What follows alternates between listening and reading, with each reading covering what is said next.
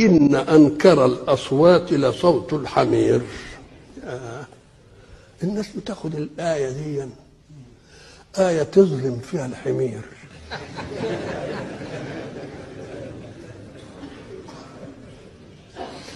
والحمار ده الدابة الوحيدة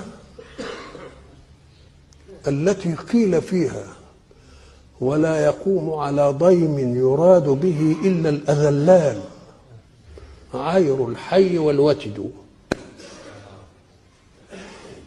يبقى عنده الحمار وبعدين يخليه يشتل سباخ ويشتل قذرات وينام في الوحله ويبقى في البرد مش عارف ايه، وبعدين يقدر يجي يقول لك يا شيخ عايزين الحمار ده نعمله ركوبه، يقوم ينظفه ويجيب له سرج ويجيب له الجام ويجيب له لا فدية عصي ولا فدية عصي ابدا.